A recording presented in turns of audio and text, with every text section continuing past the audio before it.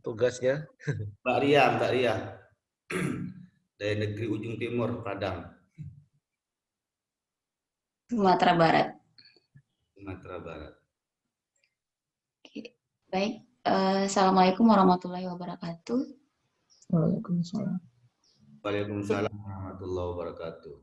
Oke, sebelumnya saya izin off video dulu ya Bapak-bapak, Ibu-ibu, soalnya untuk sinyalnya nanti nggak bagus. Oke, baik. Yang saya hormati Bapak Farudin Faiz selaku pembimbing mata kuliah ini, dan saya banggakan teman-teman seperjuangan S3, mudah-mudahan cepat mendapat gelar doktornya. Amin.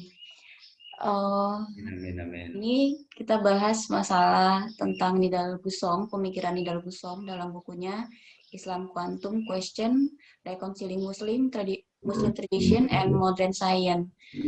Kebetulan kami mendapat tiga jatah untuk tiga pemateri hari ini. Dengan tidak memperpanjang mukadimah, mungkin saya bisa langsung mulai saja. Minta tolong untuk share materi. Apa saya sudah dijadikan host? Oh ya sudah. Izin untuk share ya Bapak. Silakan.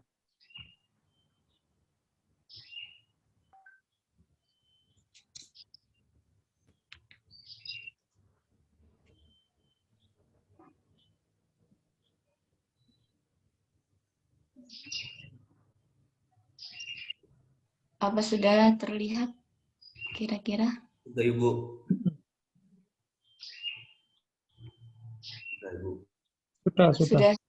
Sudah ya Pak. Oke.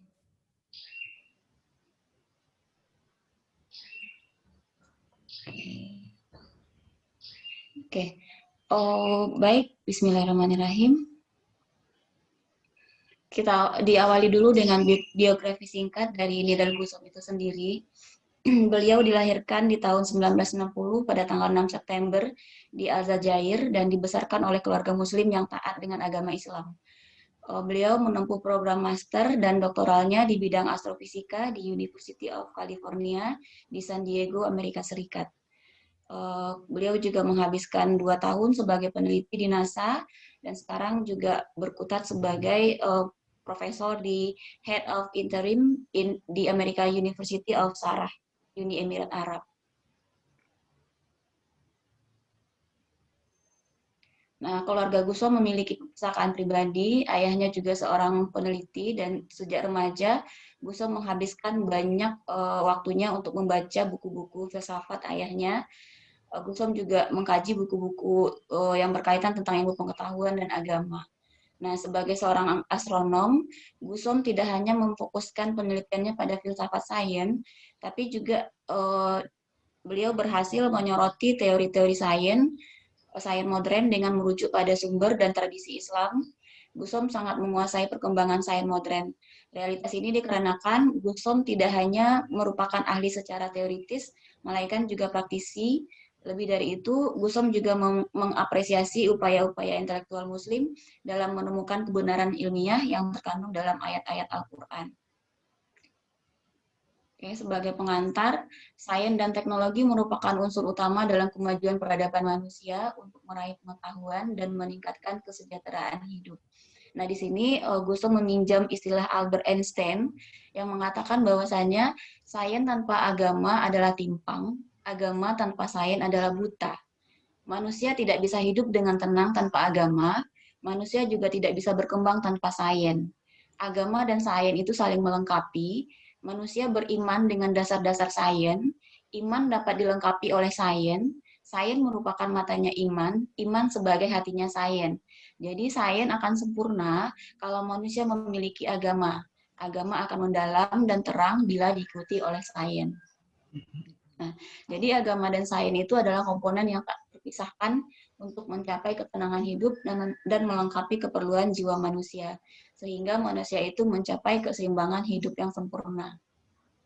Nah, di sini Nidal Gusom mengawali pemikirannya terkait dengan gagasan integrasi sains dengan landasan tauhid atau konsep tentang Tuhan dan Al-Quran sebagai pendekatan filsafat sainsnya.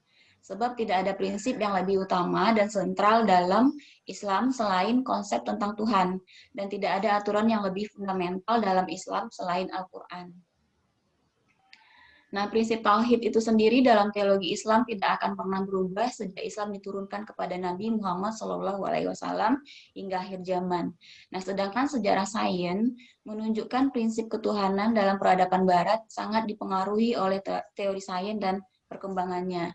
Jelas bahwa konsep Tuhan sangat erat kaitannya dengan mempengaruhi perkembangan sains dan filsafat. Nah, Guso menjelaskan bahwa tujuan holistik dari pengetahuan dalam Al-Quran adalah mengenal Tuhan, yang akan membawa mereka yang mengenal Tuhan itu membawa mereka kepada rasa takut dan takwa kepada Tuhannya. Nah, di sini Gusom juga memakai dua prinsip yang saling terkait sebagai filsafat sains. Pertama itu eksplorasi alam dan kedua kajian tentang alam. Eksplorasi alam itu sendiri meliputi mulai dari sekedar mengamati secara sederhana saja hingga penelitian serius. Sedangkan kajian terhadap alam harus mengarah kepada satu kesatuan tertentu yang menuntun kepada keimanan yang kuat terhadap Sang Penciptanya. Di sini Guso memaparkan bahwa sikap Islam atas ilmu pengetahuan sangatlah kompleks, terutama dalam memandang applied science, di mana hal itu sangat tergantung pada subjek dan pelakunya.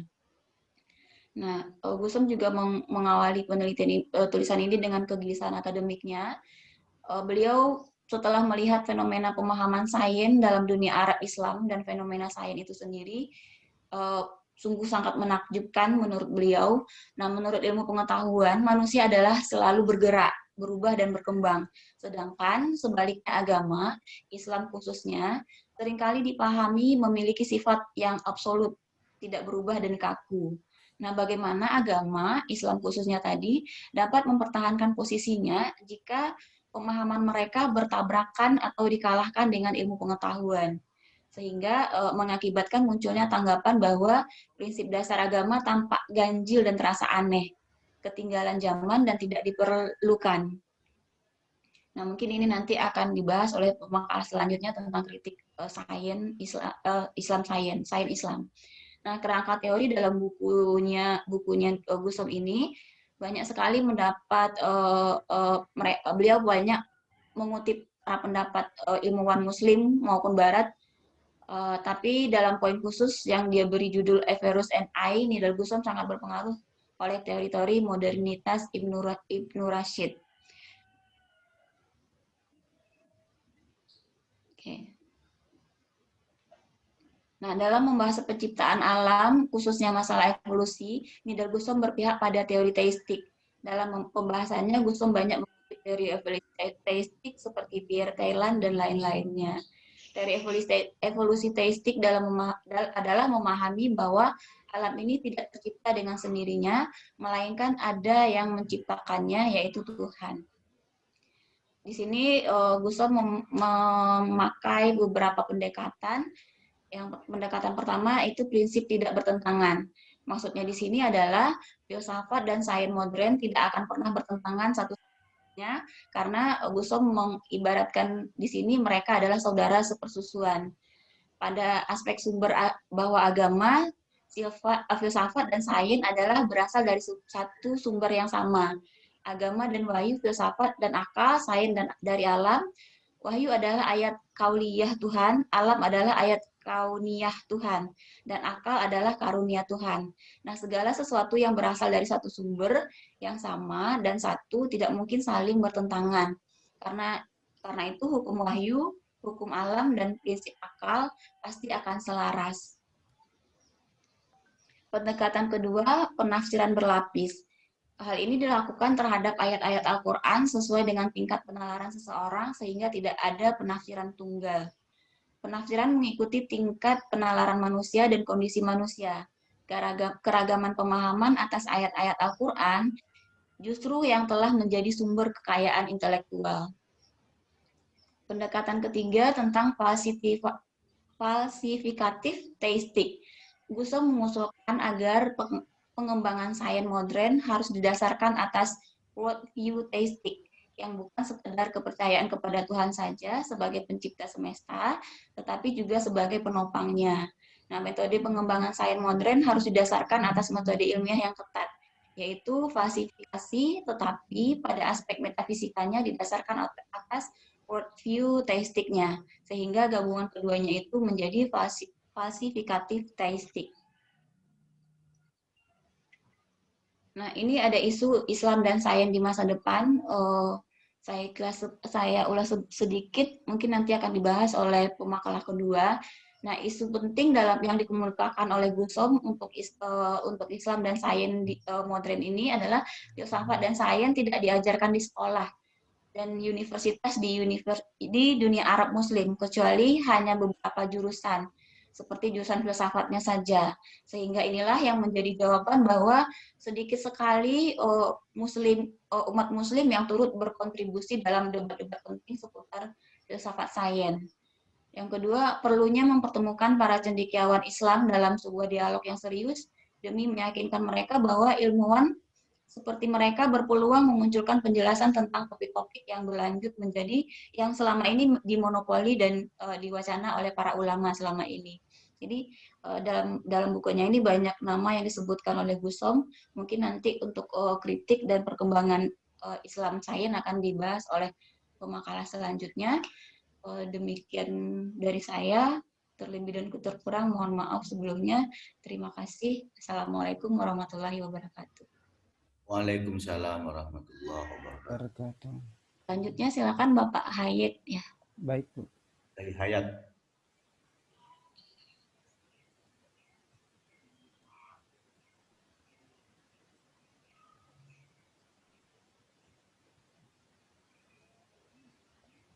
Baik, Bapak Ibu, apakah sudah tampil?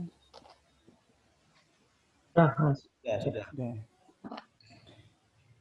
Baik, bismillahirrahmanirrahim. Yang saya hormati Pak Farudin Faiz dan juga seluruh teman-teman yang saya banggakan, pada kesempatan ini saya fokus ke bagian yang kedua, yaitu keterkaitan sains dan beberapa kritik dalam nalar Nidal Gusom ya. Nah, dalam bagian ini, chapter ini, beliau membahas, menguraikan berbagai histori, proses saling klaim, kemudian mendefinisikan sains modern seperti apa, lalu kemudian perdebatan mengenai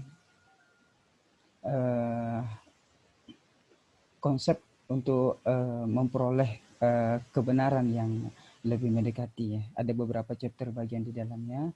Nah, beliau mengawali dengan mengutip pemikiran Zainuddin Sardar bahwa gagasan-gagasan Ibnu Haytham menurutnya dalam kutipan tersebut, kemudian Al-Biruni dan Ibnu Sina serta para ilmuwan muslim lain menjadi dasar semangat ilmiah di dunia Islam.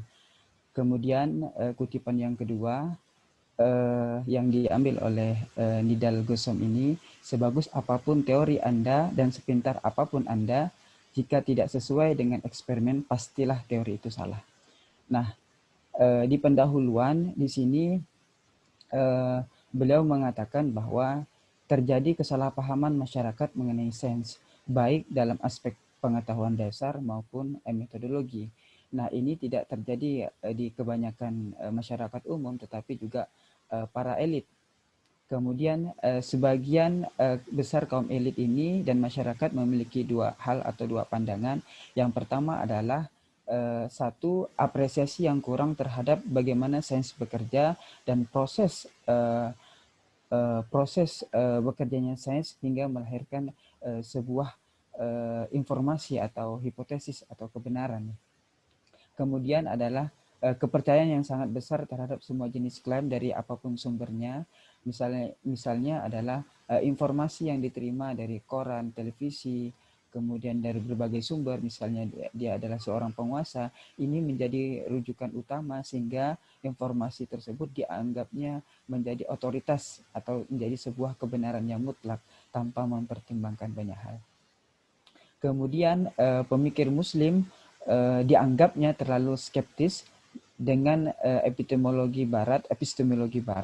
Ini menjadi juga sebuah kritik dari beliau. Kemudian masyarakat tidak memahami apapun tentang kriteria falsifikasi untuk mengecek ilmiah tidaknya sebuah hipotesis, peer review yang digunakan untuk menerima atau menolak hasil penemuan. Nah, di bagian pertama beliau membuka sebuah pertanyaan, apakah sains itu? Nah, beliau mengutip dari beberapa tokoh yang dianggapnya cukup lengkap, ya ini adalah definisi yang disampaikan oleh Zainuddin Sardar. Definisi ini menjadi penting untuk memberikan ruang pemahaman dan juga penalaran tingkat frekuensi yang sama, sehingga tidak ada kebingungan dalam mendefinisikan sains itu sendiri. Nah, sains menurut Zainuddin Sardar adalah suatu model penyelidikan yang terorganisasi, sistematis, dan teratur berdasarkan eksperimen dan empirisme yang menciptakan sebuah hasil yang kemudian dapat diuji dan direka ulang serta berlaku universal untuk semua kebudayaan. Nah, menurut Nidal, karakteristik utama dan terpenting adalah metode dan proses yang dibangun, yang terbakukan dengan ketat dan menuntut kepatuhan siapapun yang bekerja di dalamnya. Jadi ada titik tekannya adalah metode dan proses yang dibangun, kemudian ada proses penyaringan, dan setiap orang yang melakukan proses sains itu sendiri atau penelitian harus tunduk kepada aturan yang berlaku. Kemudian Nidal menyebut ini sebagai istilah metode ilmiah. Kemudian metode ilmiah di sini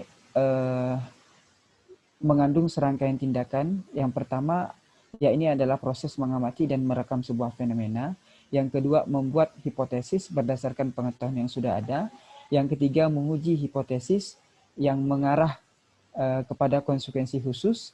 Kemudian yang keempat, memperbaiki, menyempurnakan hipotesis sehingga prediksi yang dibuat terbukti benar atau membuang hipotesis lama dan mengganti dengan hipotesis baru. Namun demikian, menurut Nidal, penemuan saintifik tersebut tidak lengkap karena dua hal. Yang pertama, satu, sama sekali tidak memasukkan unsur manusia.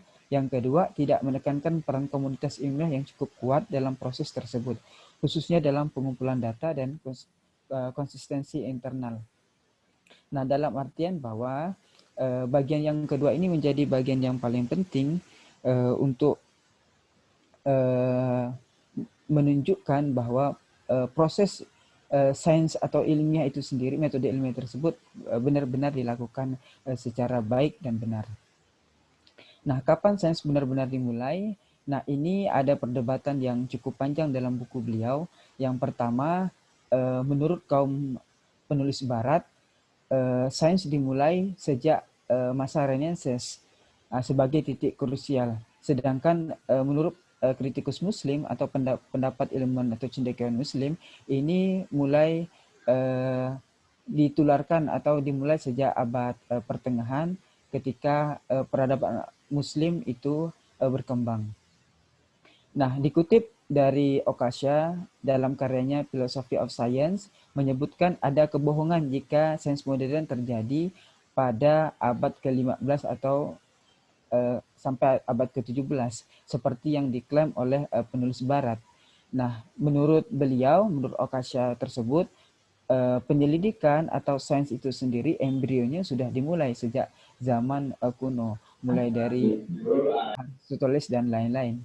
Kemudian Zainuddin Sardar dalam karyanya Muslim dan Philosophy of Science, menurut beliau umat Islam telah mengembangkan dasar-dasar dan spirit science menurut modern dengan menekankan berulang-ulang dalam Al-Quran. Dalam Al-Quran banyak sekali makna-makna yang mengeksplorasi, menuntut mengeksplorasi, misalnya berkaitan dengan kosmologi, antropologi, dan sebagainya, yang diakhiri dengan kata-kata tantangan, misalnya tidakkah kamu berpikir, tidakkah kamu mengetahui, dan sebagainya. Nah, hal tersebut menurut Sardar menjadi embrio dari pengembangan sains itu sendiri dalam komunitas muslim. Kemudian Mehdi Golsani merupakan seorang fisikawan ya, dari Iran, mengutip dari karya Birufot menyatakan bahwa sains dewasa ini yang berkembang di Eropa, khususnya metodologi observasi dan eksperimental, serta hukum-hukum matematika yang canggih bukanlah dari Yunani, tetapi melainkan merupakan transfer dari orang Arab dalam konteks Arab Muslim ke Eropa. Nah, hal ini terlihat dari karya-karya Ibnu Haytham Al-Biruni dan Ibnu Rus menurut Abdekar Bajta yang sudah mulai mengembangkan dan mengadopsi metode induktif. Nah, Nidal sendiri dalam hal ini mengkritik apakah misalnya sains modern ini dapat diklaim menjadi sebuah peradaban Islam dengan hanya melihat satu dua tokoh saja. Nah, beliau menyatakan bahwa bagaimana dengan peradaban-peradaban yang dikembangkan di zaman Babilonia, kemudian suku Aztec, kemudian bangsa Persia, kemudian bagaimana bangsa Cina. Tentu mereka juga dapat mengklaim bahwa mereka juga telah melakukan sains modern. Nah, ada juga hal yang menarik dari yang dikutip dari Brifat ini, bahwa Brifat menyatakan bahwa peradaban bangsa Arab Muslim ketika zaman pertengahan itu sudah atau setara, bahkan setara dengan zaman Jerman saat ini. Itu menurut beliau. Kemudian untuk tidak mengaburkan definisi sains itu sendiri, Nidal merumuskan kembali definisi sains. Menurut beliau adalah sains merupakan seperangkat metode sistematis, objektif, kuantitatif, dan dapat difalsifikasi sehingga mengamati alam semesta. Kemudian tinjauan mendasar tentang filsafat sains. Filsafat sains itu sendiri merupakan sebuah pengujian kritis terhadap metode-metode penelitian dan eksplorasi yang digunakan dan diterapkan dalam sains. Kemudian dilakukan upaya konstruksi, upaya ilmiah dengan ditetapkan naturalisme metodologis, yakni sebagai landasan dasar, sedangkan supranatural argumen orang yang berkuasa tidak masuk. Maksudnya adalah bahwa yang berkaitan dengan supranatural, ketuhanan dan sebagainya ini tidak dimasukkan dalam kajian atau ruang lingkup dari sains itu sendiri. Meskipun nanti pada akhir chapter ini Nidal juga menjelaskan bagaimana metafisik dalam sains ya. Kemudian terjadi perubahan pendekatan dari dahulu yang berkembang itu metode deduktif, kini menjadi metode induktif ya. Kemudian bahwa dalam perumusan sains itu sendiri dan membangun hipotesis tidak boleh dilakukan secara kaku dan monoton. Kemudian di bagian chapter yang lain atau pembahasan yang lain, beliau menjelaskan mengenai postmodernisme dan sains. Di sinilah letak beberapa kritik baik dari berbagai pihak mengenai sains itu sendiri. Nah, zaman postmodernisme ini sejak 1960 sampai 1970-an muncul berbagai gerakan mengkritik tajam terhadap sains itu sendiri. Misalnya environmentalisme. Environmentalisme ini mengkritik bahwa kemunculan sains atau perkembangan sains ini berdampak buruk terhadap perkembangan lingkungan. Timbulnya berbagai macam polusi dan kerusakan alam yang diakibatkan oleh sains itu sendiri. Kemudian bahwa perkembangan sains juga tidak terlepas dari perkembangan industri dan perkembangan dan kepentingan industri dan militer, karena sains ini digunakan menjadi sebagai dapurnya dari pengembangan riset di kalangan industri dan militer. Sejak khususnya di kawasan Eropa, penggunaan sains terhadap penggunaan sains dalam bidang industri ini menjadi bagian penting, sedangkan militer ini menjadi bagian penting khususnya di wilayah Amerika. Kemudian kritik sains juga berkaitan dengan bagaimana sains ini dikatakan pengembangannya mengandung atau terindikasi juga terjadi diskriminasi gender dan dominasi laki-laki. Kemudian berikutnya, sains juga dikritik karena sentrisme budaya. Sains menjadi bentuk imperialisme atau semacam imperialisme baru dari sekelompok budaya kepada budaya yang lain, atau menelurkan budaya ke budaya yang lain, yang itu belum tentu cocok atau sama. Kemudian kritik sains modern ini dianggap sebagai petualangan imperial kekuasaan Barat, dan kemudian kegiatan ini dianggap juga sebagai tidak tertutup. Jadi sains modern ini dianggap sebagai bentuk kolonialisme baru menurut beberapa tokoh Muslim, terutama Zainuddin Sardar. Nah, kemudian indikasi ini juga diperkuat dengan ketidakterbukaannya sains Barat terhadap kelompok non-Barat atau dunia ketiga dalam hal ini. Nah, demikian kritik-kritik yang garis besar mengenai diskusi sains dan juga kritik yang berkembang. Selebihnya juga akan dibahas secara mendalam oleh Pak Arief. Demikian, terima kasih.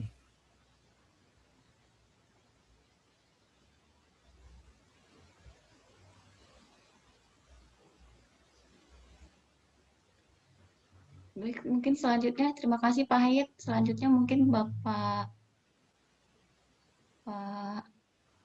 Arief ya. Ya.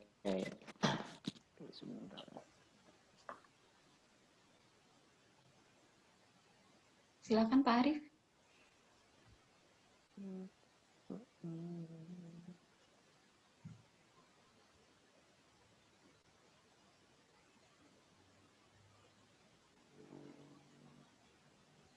Ya, sudah bisa kelihatan? Sudah Pak. Ya. Assalamualaikum warahmatullahi wabarakatuh. Waalaikumsalam warahmatullahi wabarakatuh. Terima kasih kepada Pak Ustadz Dr. Fahrudin Faiz selaku dosen pengampu mata kuliah ini. Juga kawan-kawan semua udah bisa menyempatkan waktu masuk di dalam kuliah kita di hari Jumat hari ini. Jadi sebelumnya alhamdulillah nih lampu sudah nyala di sini. Tadi padam karena di sini ada hujan sama angin, Pak Dokter. Nah, jadi sedikit dulu sebelum kita masuk beberapa ada yang saya sampaikan. Memang ketika kita berbicara sains sangat luar biasa ya. Apalagi kebetulan saya punya buku ini bekas abang saya. Nih. Jadi sedikit saya agak mumet nih sebelum masuk. Sebetulnya di mata kuliah ini atau materi yang akan kami sajikan ini memang bagaimana kita menggambarkan ragam Islam dan sains. Terus bagaimana mempertemukan Islam dengan sains modern. Nah, apalagi berbicara tentang hakikat, kebenaran semesta alam ini. Saya jujur dari S1 sampai saat ini ketika ada filsafat itu lumayan agak mumet. Cuma alhamdulillah ketika diampul sama Pak dosen Fahrudin Faiz lumayan memahami, belajar lah. Jadi kita langsung masuk saja ya kawan-kawan, Pak Dokter. Islam dan kosmologi. Kosmologi merupakan cabang ilmu sains, ilmu fisika dan astronomi yang berorientasi pada kebebasan mengutarakan pandangan dan gagasan. Jadi di sini kita akan bagaimana menggambarkan ragam tentang sains serta Islam modern. Mungkin saya tidak terlalu panjang lebar, sedikit yang penting-penting saja. Nah, kosmologi juga dikatakan sebagai cabang penafsiran Al-Quran oleh penulis Arab. Hal ini dikarenakan dalam buku kosmologi sering ditulis dengan pendekatan-pendekatan yang menggunakan dengan ayat-ayat Al-Quran tentang alam semesta yang beserta isinya. Yang kemudian berdasarkan ayat tersebut, penulis kemudian memaparkan pandangan tentang alam semesta dengan memadukan ilmu pengetahuan sains modern, pemahaman terhadap ayat-ayat Al-Quran, dan pandangan ideologi oleh penulis.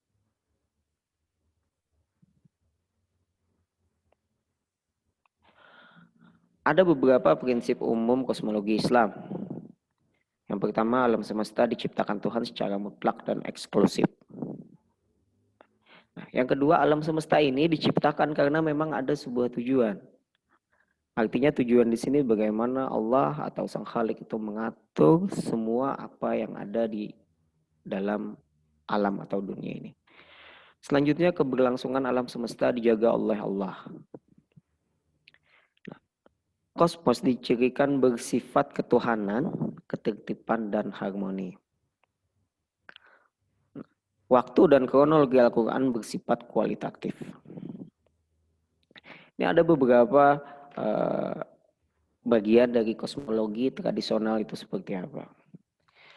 Yang pertama, sebagai hierarki besar yang menghadirkan berbagai level realitas secara bersamaan tanpa memerhatikan urutan suksesi yang bersifat temporal. Yang kedua, kosmos hierarkis dibagi menjadi dua bagian dasar. Pertama yang terlihat visible, sedangkan yang kedua yang tak terlihat, invisible. Yang selanjutnya manusia adalah makhluk yang unik dalam kosmos karena segala sesuatu di alam semesta eksternal dianggap ditemukan secara esensial pada realitasnya dalam kemandirian primordial yang dikenal sebagai fitrah.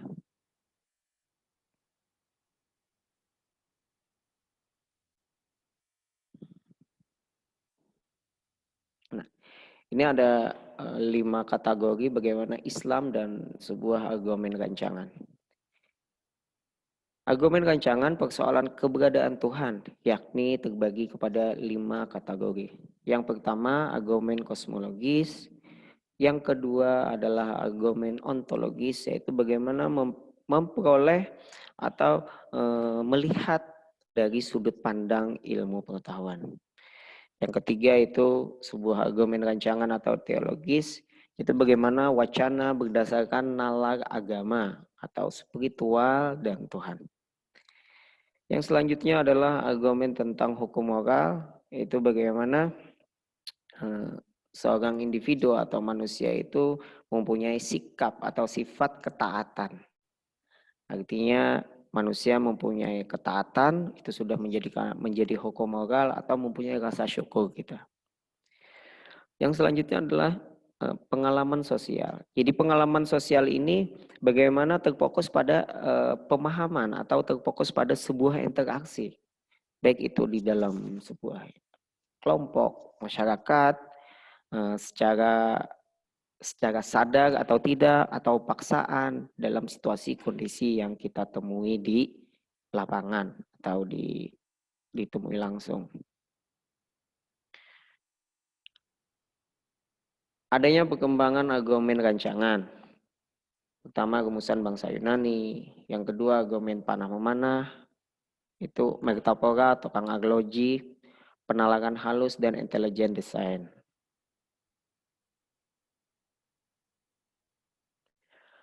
Ada argumen rancangan dalam Islam, yaitu argumen rancangan merupakan salah satu argumen yang paling tegas mendukung keberadaan dan pemulihan Tuhan dengan termaktub dalam surah Al-Quran, surah Al-Ghasyiyah ayat 17 dan surah Al-Hajj ayat 73. Nah ini ada Islam dan prinsip antropik, yaitu Davis mengatakan prinsip antropik sebagai revolusi pemikiran yang ilmiah. Artinya apa? Revolusi di situ beliau mengatakan atau menyampaikan bahwa sebuah pemikiran ilmiah dari ilmu pengetahuan. Ada juga Nicola della Porta, kemunculan prinsip antropik sebagai momentum yang akan menentukan perkembangan sains karena telah membuka jalan baru bagi kajian aspek-aspek alam semesta yang belum diketahui. Nah, jadi di sini akan mengkaji sesuatu atau aspek-aspek yang ada di alam di semesta ini yang belum diketahui atau belum dipahami lebih jauh. Selanjutnya Godfrey Kone. Prinsip antropik merupakan titik temu yang menggairahkan antara teologi dan sains, khususnya dalam hal bersatu padunya kembali faktor manusia setelah terpisah dari ilmu fisika yang selama berabad-abad. Nah, prinsip antropik dikenalkan oleh Brandon Carter, yakni dengan dua versi. Prinsip antropik lemah dan prinsip antropik yang kuat. Nah, secara lemah, prinsip antropik lemah itu secara sederhana menyiratkan bahwa semua parameter yang ada di alam raya ini, yang ada di semesta ini telah sesuai untuk kehadiran manusia. Artinya di sini menyampaikan bahwa secara sederhana apa yang disajikan di alam ini memang betul-betul sesuai, memang betul-betul cukup, memang betul-betul mengerti keadaan manusia. Nah, kalau prinsip antropik kuat secara umum dinyatakan sebagai alam semesta pastilah memiliki sifat-sifat yang memungkinkan berkembangnya kehidupan, berbagai tahap sejarahnya. Artinya di sini disampaikan atau dikaji secara umum bahwa mempunyai kemungkinan berkembangnya kehidupan. Artinya mungkin saat ini ya, ketika kita mengkaitkan sebuah kajian dengan kajian yang sebelumnya belum ada dibukukan. Nah, itu merupakan suatu berkembangnya tentang kehidupan atau tahap-tahap histori yang sudah dikaji oleh beberapa ilmuwan. Prinsip antropik dalam Islam. Beberapa penulis Muslim telah mencurahkan perhatian untuk membahas istilah atau konsep Al-Quran tahsir, pendudukan alam semesta kepada manusia. Misalnya pada Quran surah Al-Luqman ayat 20. Di situ menegaskan bagaimana Tuhan menciptakan alam begitu sempurna sesuai bagi manusia. Jadi Allah itu benar-benar menyesuaikan atau menciptakan alam semesta ini yang sempurna bagi manusia. Sehingga alam yang demikian menjadi bukti akan tujuan cintanya terhadap manusia. Sekaligus kewajiban manusia bersyukur dan tunduk padanya. Nah, ini akan menjadikan salah satu bukti bagaimana Allah itu memang benar-benar menciptakan sesuatu yang sempurna bagi manusia. Dan bagaimana sebaliknya manusia itu bisa mensyukuri atas apa yang sudah diberikan kepada kita. Islam dan evolusi. Jadi evolusi itu seperti evolusi Darwin, bagaimana sebuah fakta yang menyampaikan ketika binatang atau tumbuhan mati sia-sia, jasadnya biasanya hancur luluh atau dimakan binatang lain. Khususnya seperti pemakan bangkai atau burung pemakai bangkai. Jadi fakta alam ini. Bagaimana biasanya seekor binatang atau di hutan belantara sana, kalau memang sudah mati, bisa jadi binatang itu akan dimakan binatang lain lagi. Nah, ini memang sudah keadaan alam seperti ini. Nah, ini ada teori Darwin tadi. Replikasi atau replication mengacu pada proses reproduksi yang memungkinkan organisme menggandakan diri dan melahirkan keturunan. Yang selanjutnya adalah variasi, mengisyaratkan bahwa keturunan hampir tidak berbeda dari orang tuanya. Yang selanjutnya adalah seleksi, merupakan mekanisme sentral dalam seleksi alam. Dengan mekanisme ini, binatang atau tumbuhan yang memiliki sifat-sifat tertentu yang cocok dengan lingkungan tertentu lebih bisa bertahan hidup dibandingkan yang tidak memilikinya. Evolusi dalam Islam. Ada ayat yang terdapat di dalam Al-Quran yang dianggap mendukung dengan adanya teori evolusi tadi. Baik itu evolusi manusia maupun evolusi biologis. Evolusi manusia yang dimaksud diantaranya terdapat pada Quran surah Sad pada ayat 71-72. Yang artinya ingatlah ketika Tuhanmu berfirman kepada malaikat. Sesungguhnya aku akan menciptakan manusia dari tanah. Maka apabila telah kusempurnakan kejadiannya, kutiupkan kepadanya roh ciptaanku tadi, maka hendaknya kamu tersungkur dengan bersujud kepadanya. Artinya bagaimana manusia ini tunduk kepada Allah. Apalagi tadi di slide selanjutnya sudah kita bahas bagaimana tujuan atau salah satu bukti Allah menciptakan dunia ini dengan sesuatu yang sempurna. Nah, sedangkan evolusi biologis diantaranya terdapat pada Quran surah An-Nur ayat 45. Yang mana artinya, dan Allah telah menciptakan semua jenis hewan dari air. Maka dari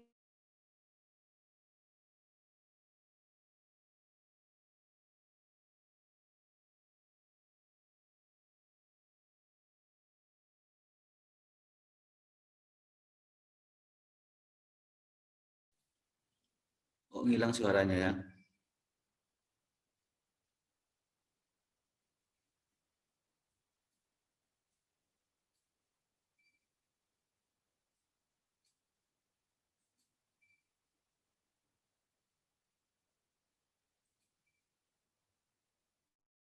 lebih bagi kami semua. Terima kasih. Assalamualaikum warahmatullahi wabarakatuh. Waalaikumsalam warahmatullahi wabarakatuh. Baik, silahkan teman-teman yang lain kalau ada yang ingin menanggapi presentasi tentang Nidal Gustom.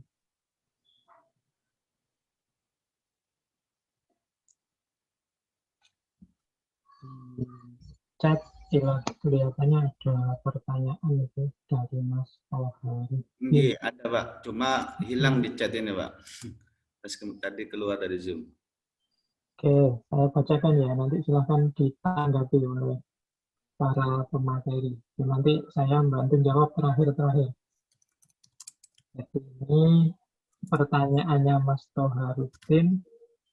Bagaimana menurut Nidal Gustom ini bersifat terbuka terhadap sains modern, tapi tetap berlandaskan pada prinsip-prinsip Islam. Sudah, ringkasnya itu saja. Tawarannya Nidal Gustom. Ya, kelihatannya tadi ada beberapa dari presentasi jawaban yang mengarah ke situ. Tapi monggo silahkan teman-teman yang tadi presentasi ingin menanggapi.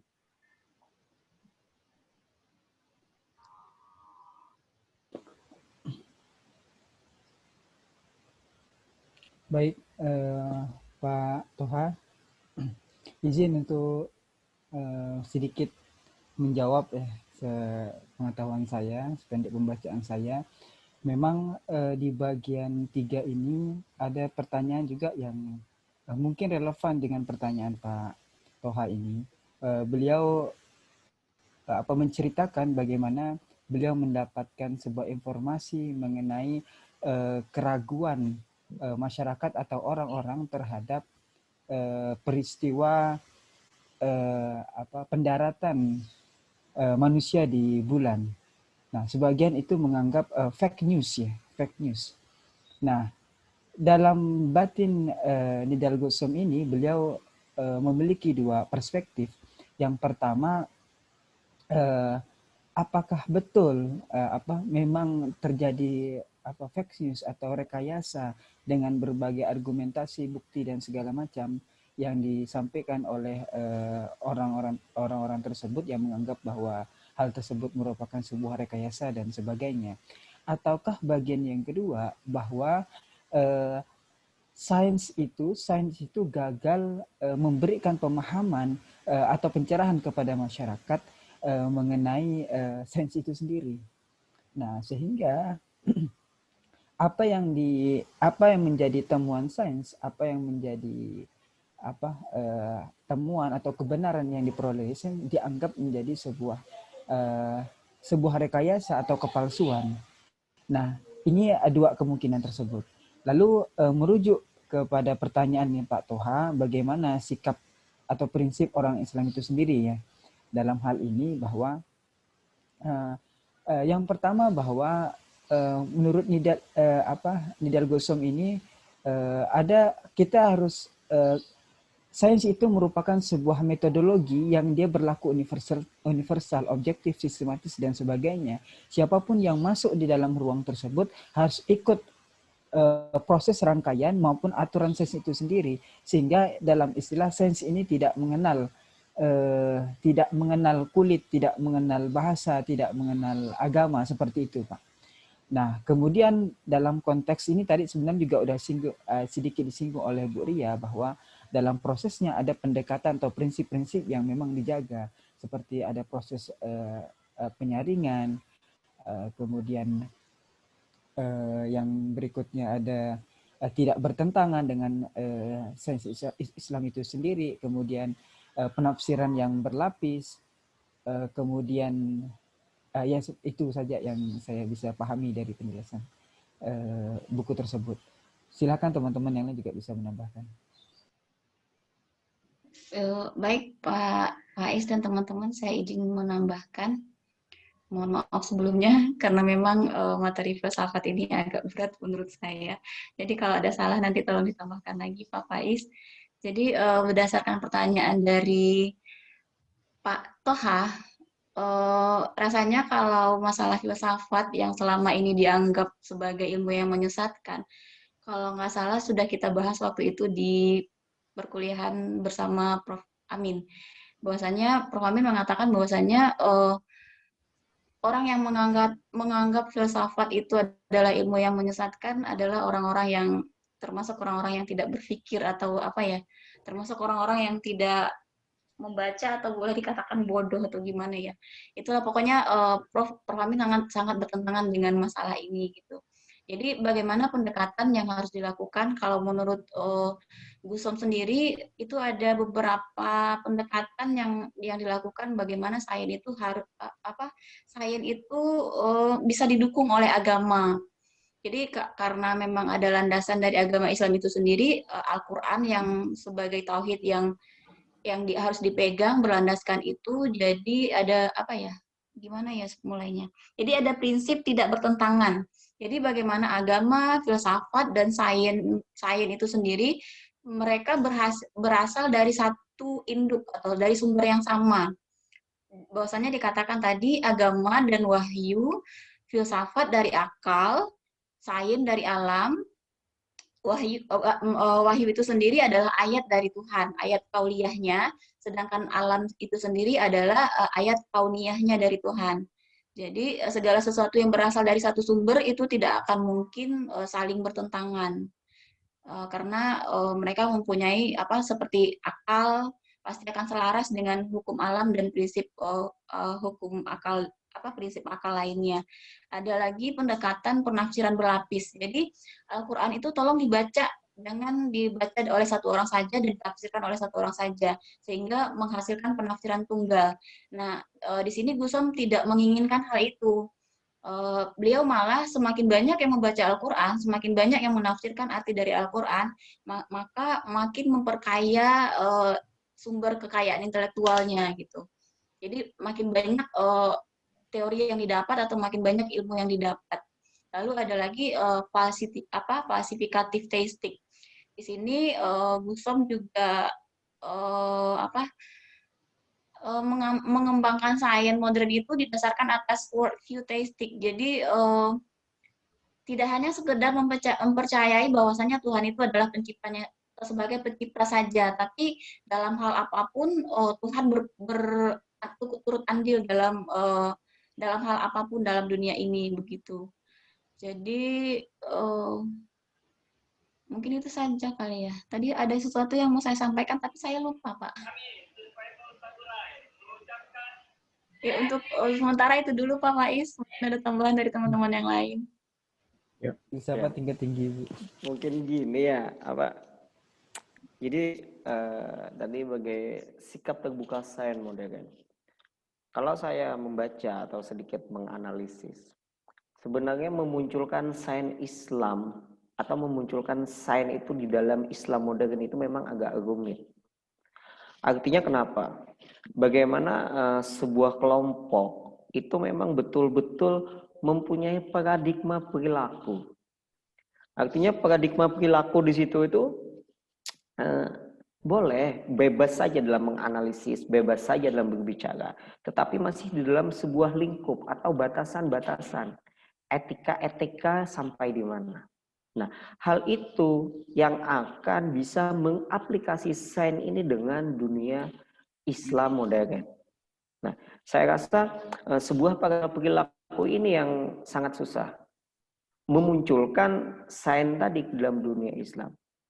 Nah, saya rasa itu pemikiran saya ya, tapi mungkin kalau ada masukan atau kawan-kawan juga boleh ditambahkan.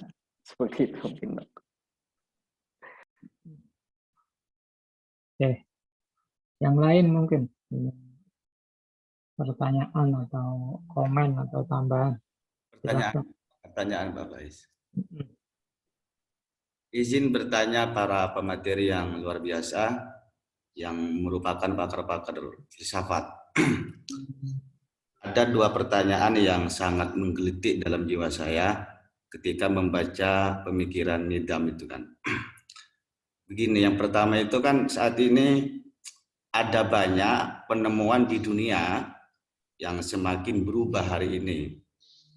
Tapi yang menjadi pertanyaan saya begini, mengapa dalam satu abad terakhir ini tidak banyak peneliti Muslim yang mendorong penemuan-penemuan ilmiah, tetapi justru mereka banyak yang muncul adalah peneliti dan ilmuwan di Barat. Saya contohkan misalkan di tahun 2019 di dunia itu dihebohkan dengan penemuan lubang hitam atau black hole oleh jaringan peneliti beberapa negara. Nah, temuan ini adalah hasil dari penelitian lebih dari 1 dekade ya. Data pertama didapat pada tahun 2006 dan membuktikan teori relativitas umum yang dirintis oleh Albert Einstein. Kemudian tahun 2016 temuan lain juga mengguncang dunia. Jaringan peneliti LIGO mendeteksi gelombang gratifikasi. Lagi-lagi ini merupakan prediksi Einstein. Ini kan pencetus teori gratifikasi. Nah, pertanyaan saya begini, yang tadi itu, kenapa dalam satu abad terakhir ini yang orang-orang Muslim itu tidak muncul lagi dalam penelitian sainsnya, tetapi yang muncul adalah ilmuwan-ilmuwan Barat itu. Kira-kira apa yang mendasari hal ini terjadi? Terima kasih. Halo. Ya, pertanyaan Bapak Ibu para pemateri yang luar biasa ini. Sudah kehilangan roh seakan-akan Islam ini kan. Tidak banyak peneliti Muslim yang mendorong penemuan-penemuan ilmiah. Padahal di abad-abad sebelum kan banyak yang menemukan teori-teori ilmiah itu. Kira-kira apa yang menjadi problem atau hal yang membuat begitu? Oke, terima kasih. Saya Pak, boleh boten? ya silahkan. Atau ditampung dulu Pak Faiz biar. Halo. Ya silahkan Mas Sinten yang mau bertanya. Muhammad Mas Siddiqui. Siddiqui, monggo.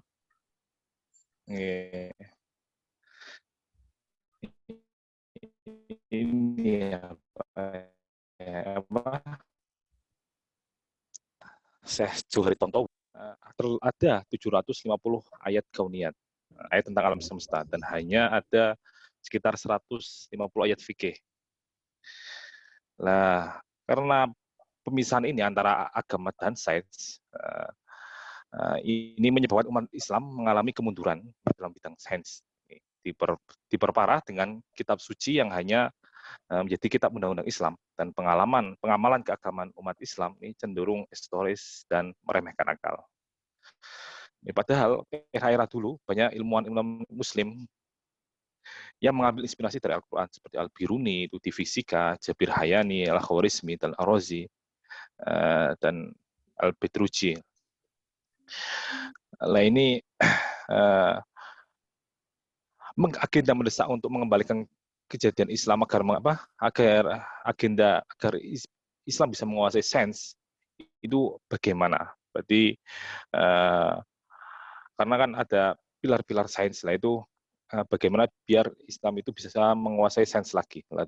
Tapi kan kita kalau di pesantren malah kebanyakan dengan metode menghafal, tidak dengan penelitian. Lah itu perlu dikembangkan. Bagaimana biar umat Islam itu bangkit lagi dalam sainsnya, jadi tidak melulu seperti isu-isu radikalisme, isu-isu kunut atau isu-isu apa kok diangkat lagi. Nah, setelah itu yang kedua, bagaimana kolaborasi sains dan spiritualitas Islam nih menyikapi pandemi COVID-19 ini menurut teorinya Blossom. Oke, seperti itu, Pak. Baik, masih ada, ditampung saja kalau ada yang mau komen atau tanya. Ditampung aja dulu Pak Faiz biar tidak lupa para materi akan pertanyaannya. Dijawab atau ditampung, Pak? Kelihatannya sudah tidak ada lagi. Nanti ditunggu, dijawab saja kalau gitu. Oke. Ya. Baik Pak, saya bagian yang pertama Pak untuk menjawab pertanyaan Pak Kiai Pak Zidni ya. Masih muda lah saya. Tidak apa-apa Pak. Calon istrinya kan sudah 3 Pak. Layak Kiai. Lora ya. Amin, amin, amin. Jadi saya teringat tahun 2016 itu pernah dapat membaca surat kabar bahwa ada seorang kebangsaan dari Turki ini memperoleh Nobel di bidang kimia, Pak. Seingat saya itu namanya siapa? Prof. Aziz ya atau Aziz ya. Seingat saya seperti itu. Nah artinya apa? Ada juga loh orang Islam yang menerima Nobel di bidang kimia dengan karyanya yang monumental gitu, temuan-temuannya yang monumental. Biasanya kalau orang itu kan temuan-temuannya itu kan diberi reward, ada Nobel bidang ekonomi, ada Nobel bidang kimia, ada Nobel bidang fisika dan sebagainya. Nah ternyata ada juga tahun 2015 itu orang Muslim yang memperolehnya.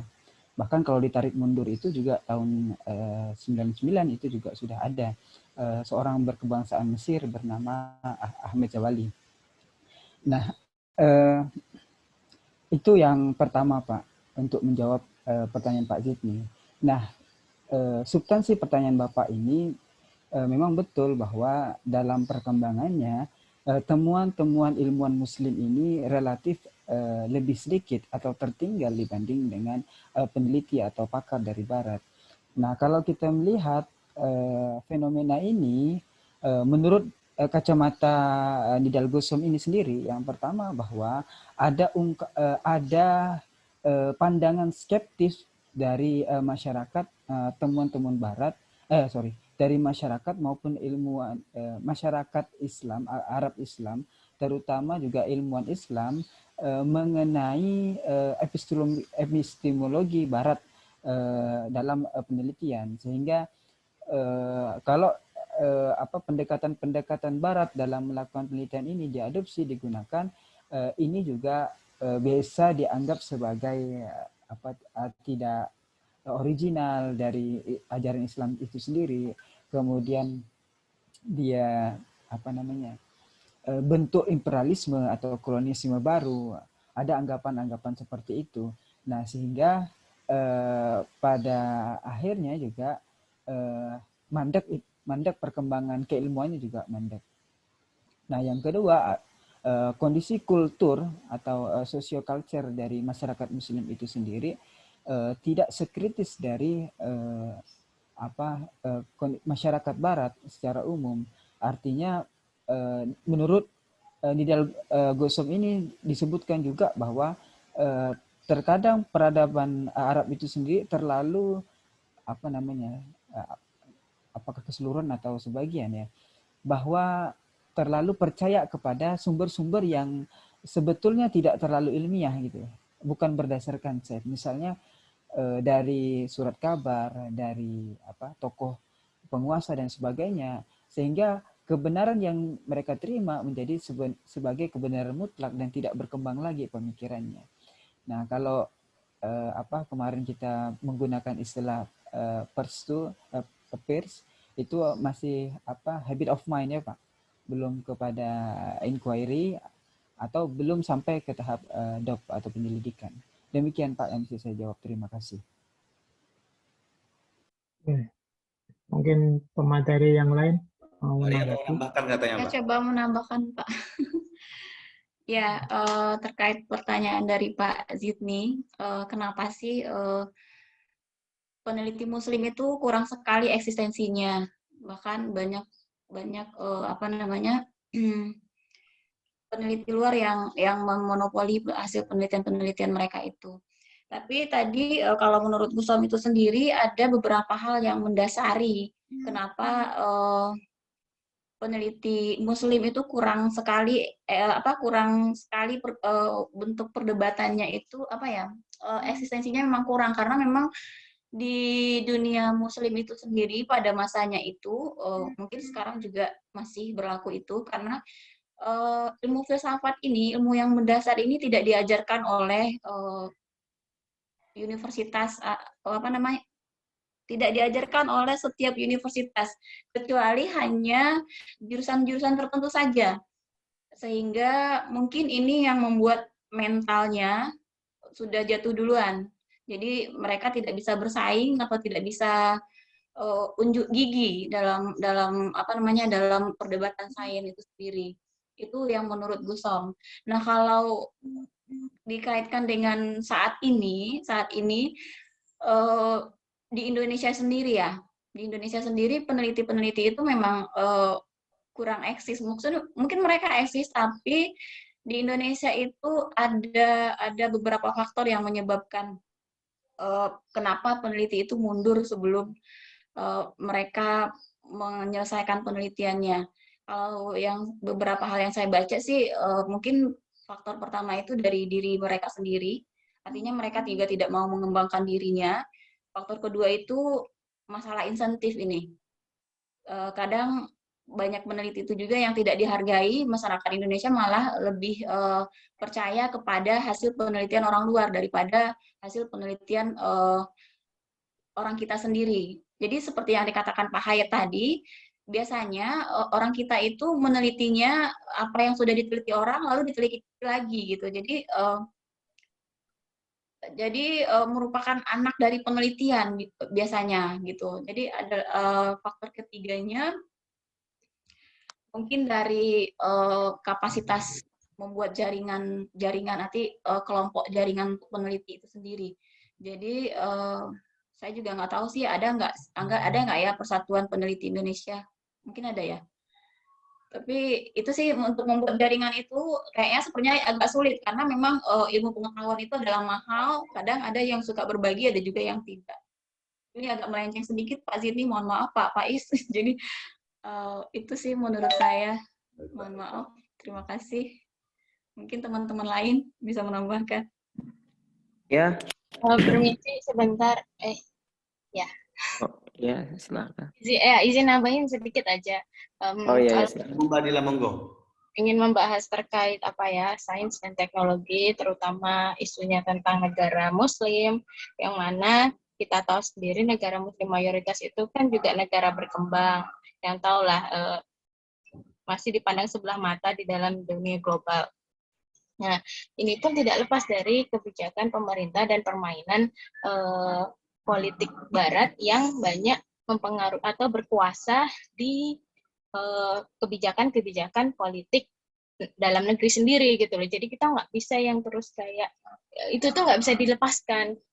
Kalau mau bilang peneliti Muslim nggak ada tuh sebetulnya juga tidak benar. Kalau teman-teman tahu sendiri kayak penemu jaringan 4G ada itu juga orang Indonesia. Kemudian kalau teman-teman ada yang kenal Ricky Elson, tahu yang bikin mobil listrik dengan Pak Dahlan itu, Dahlan Iskan, itu pun beliau pun sampai melepaskan posisi bergengsinya di Jepang gitu ya, karena demi ingin mengembangkan mobil listrik di Indonesia. Tapi gimana responnya pemerintah? Ada nggak dukungan? Malah terakhir yang isunya yang dikembangkan adalah kadar emisinya tidak lolos standar emisi di dalam negeri gitulah. Kita kan nggak tahu ya sebetulnya seperti apa. Jadi permainan-permainan kayak gitu tuh sulit dilepaskan gitu, karena banyak kepentingan yang terlibat di dalamnya. Jadi nggak bisa yang terus kayak dibilang peneliti Muslim nggak ada, kita mundur, nggak. Cuman karena memang butuh kemauan yang kuat, bukan hanya dari penelitinya, bukan dari hanya masyarakat, tetapi juga dari pemerintah. Kalau memang sungguh-sungguh ingin berdaya, ingin bersaing secara global, ya harus berani nekatnya pun juga yang tanggung-tanggung, seperti itu sih kok menurut saya juga tambahan aja seperti itu. Ya semangat, makanya kita juga jangan cuma bahas ilmu-ilmu keislaman nih, mungkin karena kita banyak yang bahas ilmu keislaman makanya yang muslim, para cendekiawan muslim yang terjun di dunia sains dan teknologi minim. Ayo berubah haluan kah kita? Kalau saya ini sependek pengetahuan saya, UGM juga mengundurkan diri ya dari penelitian vaksin, kalau nggak salah. Ya betul itu Mbak, mengundurkan diri UGM. Karena udah selesai corona ya. Udah selesai. Ya, mungkin saya bisa sedikit memberi tambahan juga mungkin ya. Jadi gini Pak Ustadz Muhammad Zidni Nafi Hasbi. Jadi memang pada zaman Khalifah Harun al-Rashid kalau tidak salah, kita mempunyai prestasi yang sangat luar biasa, khususnya dalam ilmu-ilmu sains atau berbicara semesta tentang keislaman. Artinya peneliti-peneliti muslim pada zaman itu sungguh luar biasa, melebihi peneliti-peneliti dari bangsa Eropa atau Barat sana. Cuma kenapa saat ini analisis saya, muslim begitu minim dengan dunia sains. Nah, pertama yang saya garis bawahi di sini, saya melihat salah satunya negara kita ya. Korupsi yang merajalela pada negara-negara mayoritas Islam.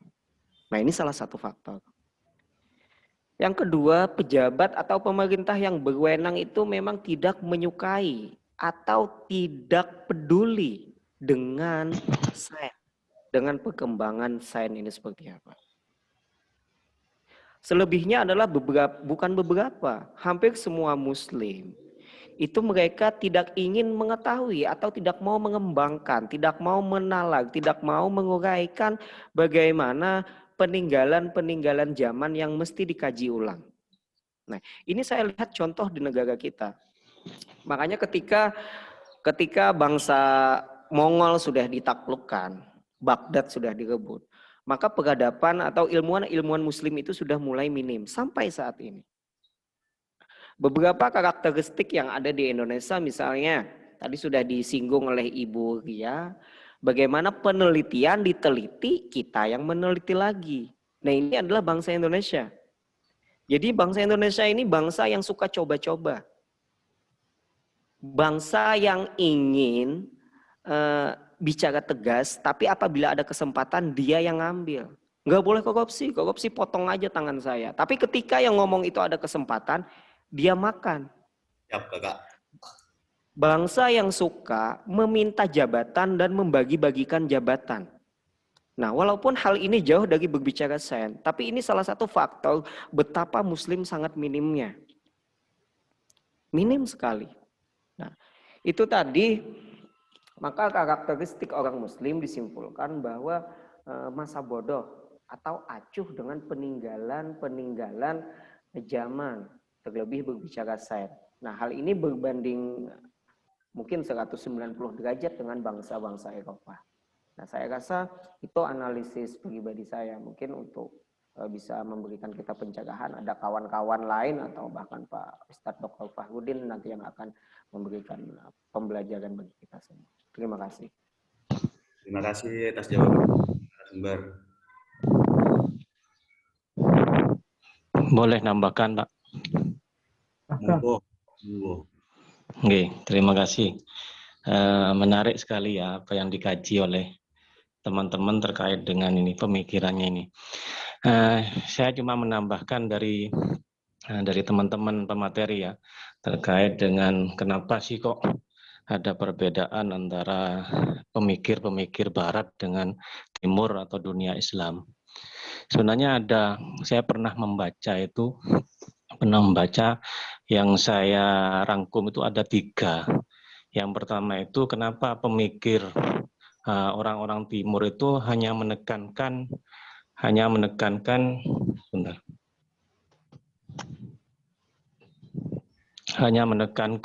pengalaman individu Sedangkan pemikir atau mungkin peneliti dari Barat itu sebagian besar itu lebih terfokus pada kemampuan akal budi dalam menganalisis data empiris. Kemudian mereka itu merumuskan dalam bahasa yang efisien dan efektif dengan pemilihan kata-kata yang tepat, sedangkan pemikir atau peneliti dari Timur itu banyak disampaikan sebagai ungkapan isi hati dan perasaan. Pemikir dari Timur kadang-kadang diungkapkan dalam bentuk simbol-simbol sebagai manifestasi hal-hal yang konkret. Sedangkan dalam peneliti Barat, para peneliti cenderung menggunakan rumusan yang abstrak sehingga memiliki cakupan yang luas, bahkan ada yang sampai tidak terhingga. Yang kedua, tujuan utama dalam pemikiran atau peneliti Timur untuk menjadi orang bijaksana dan bahagia. Dalam arti hidup ini penuh dengan ketentraman dan keselamatan.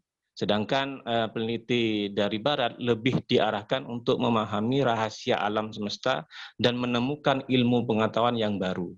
Hal ini juga di pemikir Timur lebih menekankan pada manusia untuk hidup menyesuaikan diri dengan alam semesta. Sedangkan pemikir Barat itu lebih berusaha untuk menaklukkan alam semesta demi kepentingan manusia. Yang ketiga, ini yang mungkin yang bisa jadi tolak ukur kita, bahwa pemikir Timur itu lebih bersifat pesimis, pasif, dan menekankan harmoni. Sedangkan dari pemikir Barat bersifat optimis, aktif, dan penuh konflik.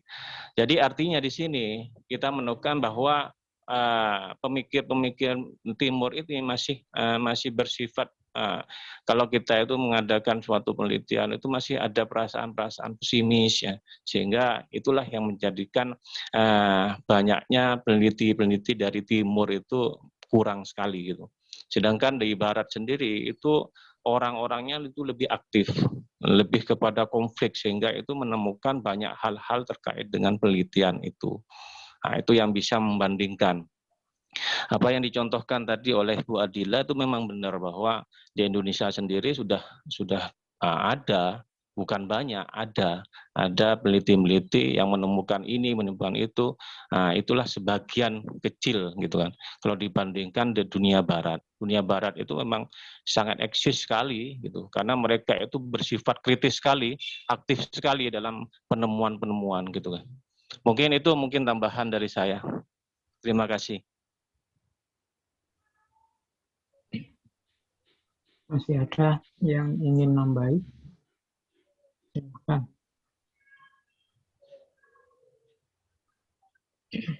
Manda kali mau nambahi.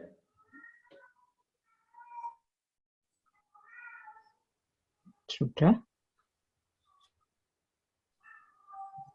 Ya, kalau tidak ada yang nambahi, saya yang sedikit nambahi.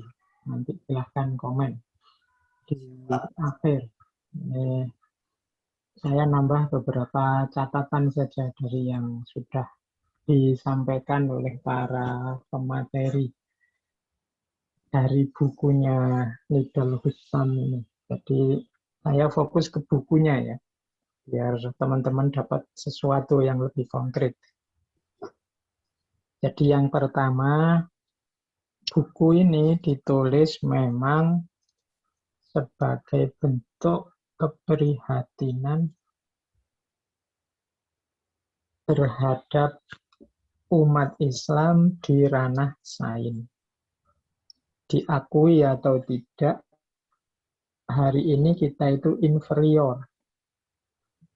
Jadi kalah di ranah sains ini. Padahal kalau ditanya, apakah sains itu penting apa tidak, kita pasti jawab sains itu penting. Tidak ada yang berani bilang sains itu tidak penting.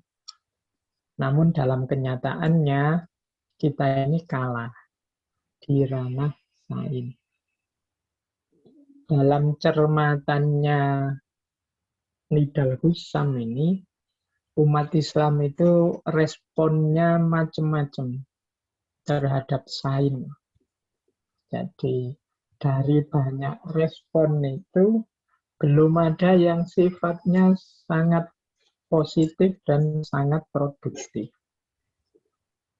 Yang pertama ada misalnya kelompok konservatif. Kelompok konservatif ini kelompok-kelompok yang biasanya lebih memegangi dogma-dogma keagamaannya, kemudian cenderung, kalau bahasanya Rusan, cenderung anti-sains.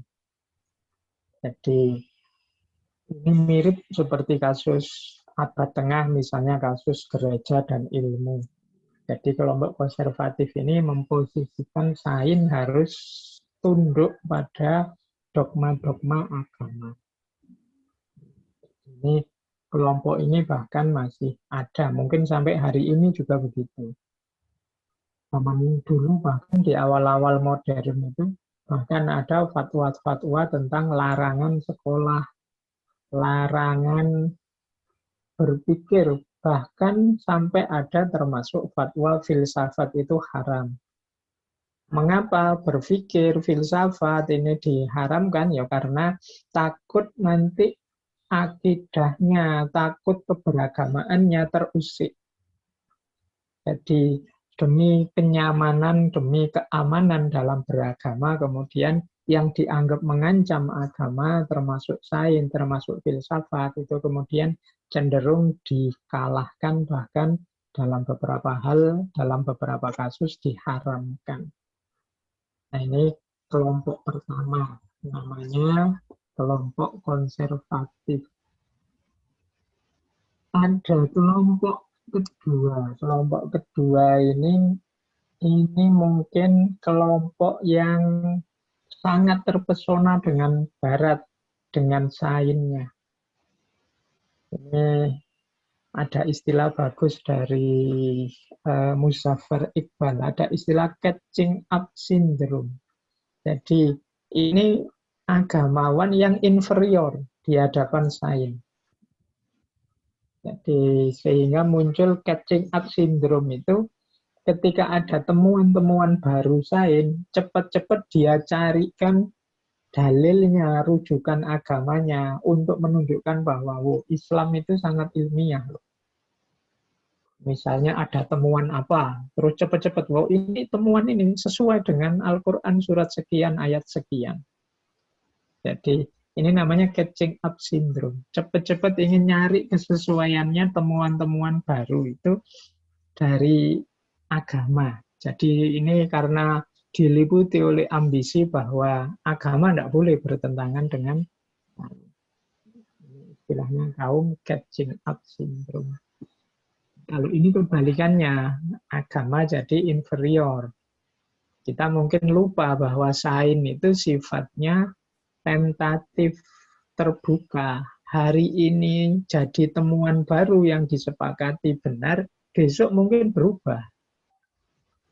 Dulu orang yakin misalnya bumi itu datar. Wah, kemudian kita tunjukkan ayatnya yang konotasinya bumi itu datar. Jadi misalnya wa ilal ardi kaifa sutihat, bagaimana bumi dihamparkan. Wah, ini kan berarti ayatnya bumi datar, berarti sains itu memang cocok dengan Quran. Tiba-tiba kemudian temuan terbaru ternyata enggak, bumi itu bulat. Wasyamsu tajri limustaqarril laha. Wah, kita bangga, wah ternyata Al-Quran itu cocok dengan ini. Terus bingung, ini Islam ini setuju apa enggak dengan teori evolusi. Kita dalam sikapnya beda-beda. Mungkin kalau di fakultas jurusan tafsir terus dikritisi karena manusia pertama itu Nabi Adam. Tapi nanti di jurusan biologi dia diajarkan. Di jurusan eksak itu mungkin diajarkan teori evolusi ini dan lain sebagainya. Ini bukan masalah macam-macam sikapnya, tapi menunjukkan ya di dunia Islam juga respon terhadap sains itu tidak jelas. Banyak orang katanya Hussam yang ketika berhadapan dengan sains, ketika berhadapan dengan Al-Quran itu salah paham. Misalnya ada pandangan salah paham, dianggapnya Al-Quran itu kitab sains yang ya semuanya bahwa Quran itu pasti ilmiah. Padahal katanya Gus Samdul, siapa yang pernah bilang bahwa Quran itu kitab sains? Kalau dalam Al-Quran ada isyarat-isyarat ilmiah, iya. Tapi dia pastinya tidak 100% sebagai kitab sains. Yo, ini sering jadi sumber salah paham. Kalau orang memposisikan dia sebagai 100% kitab sains, itu nanti bingung dia. Jangan-jangan ada ayat yang tidak cocok. Wong Al-Quran itu kan turun yo. Di masa tahun itu berarti dia untuk bisa dipahami yang menyesuaikan dengan logika masyarakat tempat dia turun. Kaifa khuliqat wa ila sama'i kaifa rufi'at. Itu nanti kalian kan kalau itu langit itu yang langit gimana kok ditinggikan, apa langit itu kayak atap dan lain sebagainya. Nah, ayat itu sebenarnya orientasinya tidak ke situ. Itu kan sebenarnya ayat ingin bilang betapa Allah itu maha kuasa. Dan isyarat ilmiahnya bisa dijangkau orang saat dia turun. Ya kalau pada zaman itu manusia yakinnya ya matahari mengelilingi bumi. Kalau tiba-tiba Al-Quran bilang bumi lah yang mengelilingi matahari, pesan di luar teks tidak akan tersampaikan. Pesan utamanya mungkin meleset karena analogi yang dipakai tidak bisa diterima oleh masyarakat saat itu. Kemudian juga yang jadi sumber salah paham, umat Islam sering lupa bahwa baik itu sains maupun agama, dua-duanya levelnya adalah level tafsir. Agama itu tafsir kita terhadap nas, teks, ayat-ayat, qauliyah. Kalau sains itu tafsir kita terhadap ayat-ayat kauniyah, fenomena alam. Jadi dua-duanya bernilai tafsir. Kalau itu tafsir, ya sifatnya manusiawi. Maka tidak harus terlalu tegang ketika kita memperdebatkan sains dan agama. Seandainya tabrakan, itu yang tabrakan bukan agama dengan ilmu, tapi pemahaman kita terhadap agama dan pemahaman kita terhadap ilmu. Yang itu yo sama-sama bisa ndak pas, bisa ndak cocok, bisa keliru. Jadi yo free saja, didialogkan, kemudian saling memberi masukan untuk menemukan yang paling benar. Ini sikap ini yang sering tidak muncul ketika kita membahas sains dan agama. Nah, kemudian lanjut ke bab selanjutnya. Menurut Gus Sam, yo umat Islam ini yo pinter-pinter. Sudah banyak tokoh sebelumnya sains. Zaman dulu sampai zaman sekarang juga sebenarnya yo banyak ilmuwan-ilmuwan. Dan kesadaran terhadap problem ini sudah muncul, tidak hanya sejak Nidal Hussam nulis buku ini. Sebelum Nidal Hussam nulis, itu juga sudah banyak upaya-upaya untuk mengatasi problem ilmiah di dunia Islam, problem hubungan antara ilmu dan agama di dunia Islam. Nanti kalau teman-teman baca detail bukunya Hussam itu nanti ada beberapa proyek untuk mempertemukan sains dan agama. Jadi ini sebenarnya proyek yang sudah lama. Gayanya macam-macam. Ada yang gayanya seperti misalnya Sayyid Hussein Nasr dengan saintia sakranya, filsafat perennialnya. Dia ingin masuk mempertemukan Islam dengan sains lewat jalur spiritualitas. Jadi sains barat itu yo secara manfaat keduniaan tidak diragukan lagi. Hanya saja karena dia berangkat dari asumsi-asumsi materialistik sekuler, dia kehilangan aspek paling penting dalam kehidupan manusia, yaitu aspek spiritual. Disitulah nanti kemudian Sayyid Hussein Nasr masuk dengan Saintia Sakranya, menambahkan aspek-aspek spiritual dalam Sain Barat. Jadi bukan berarti Sain Barat itu keliru, yo kita tidak masalah mengambil Sain Barat yang banyak manfaatnya untuk kita. Tapi jangan lupa karena dia berawal dari asumsi-asumsi materialistik, sekularistik, ya ada banyak hal yang terlewatkan. Nah ini teman-teman bisa nanti belajar Saintia Sakranya Sayyid Hussein Nasr. Ada pula yang menggagas proyek Islamisasi ilmu. Ini teman-teman pernah dengar kan? Islamisasi sains. Misalnya Ismail Faruqi dan kawan-kawan. Dan muncul dari, kalau tadi Sayyid Hussein Nasr melihat unsur yang kurang itu spiritualnya, kalau Al-Faruqi, Al-Attas, dan kawan-kawan ini lebih melihat aspek teologisnya. Bagaimana umat Islam itu mengembangkan ilmu, tapi tidak kehilangan visi teologisnya. Di situ nanti lahir proyek Islamisasi ilmu. Nanti teman-teman silahkan dibaca sendiri itu. Seperti apa Islamisasi ilmu. Buku itu juga sudah ada. Kemudian ada sebaliknya, ilmuisasi Islam. Ilmuisasi Islam itu ya mungkin kalau di Indonesia ada Pak Kunto, mungkin mirip sedikit-sedikit dengan gagasannya Ziauddin Sardar.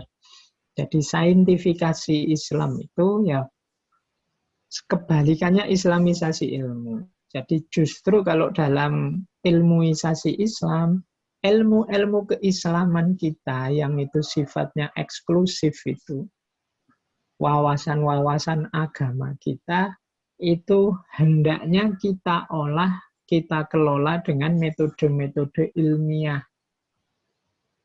Sehingga hasilnya bisa tanding dengan ilmu-ilmu barat.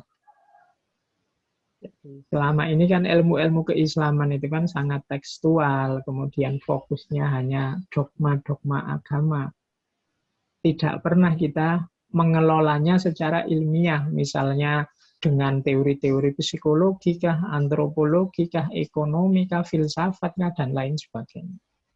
Nah, agar ilmu-ilmu kita ini bisa tanding dengan ilmu-ilmu barat, ya kita ilmiahkan, kita olah dengan metode ilmiah. Ini namanya ilmuisasi Islam. Ini yang ya contoh mudahnya bedanya islamisasi ilmu dan ilmuisasi Islam itu, kalau islamisasi misalnya ada istilah begini, ekonomi Islam. Ekonomi Islam itu dia islamisasi ilmu kalau basicnya adalah ilmu ekonomi umum yang kemudian kita analisis dengan konsep-konsep Islam dalam muamalah, pengelolaan harta, pengelolaan ekonomi. Nah, ini namanya islamisasi. Kebalikannya, ekonomi Islam itu bisa ilmuisasi Islam. Kalau dia basicnya adalah konsep muamalah Islam bidang ekonomi yang kemudian kita analisis, kita olah dengan metode-metode ekonomi, teori-teori ekonomi umum. Itu bedanya islamisasi dan ilmuisasi. Kemudian masih ada juga istilah sains Islam. Nah, ini Mahdi Gulsani dan kawan-kawan. Sains Islam ini sebenarnya mengajukan seperangkat metode, seperangkat aturan dalam kita mengeksplorasi bidang-bidang ilmu. Ini sains Islam ini banyak bergerak di ranah etik metodologi. Jadi objek ilmu ya bisa apa saja nanti dia kita cermati dengan metodologi asumsi-asumsi Islam. Masih ada lagi misalnya perspektif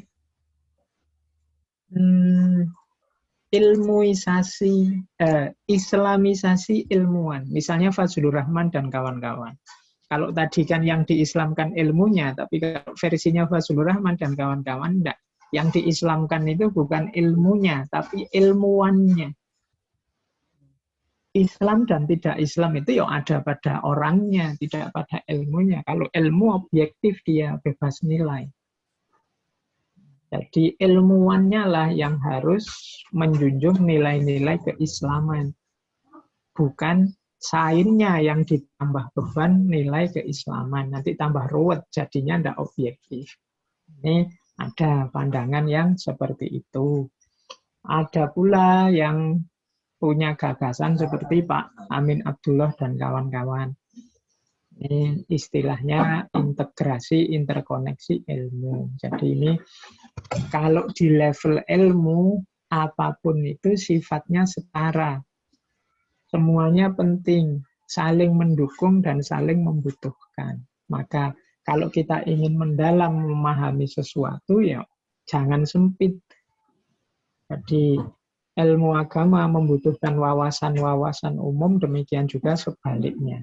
Jadi kita belajar fikih misalnya, fikih sholat, itu kan tidak sederhana kita ngerti syarat rukunnya saja. Sholat itu kan misalnya ada aspek sosialnya, ada aspek budayanya, bahkan ada aspek psikologinya dan lain sebagainya.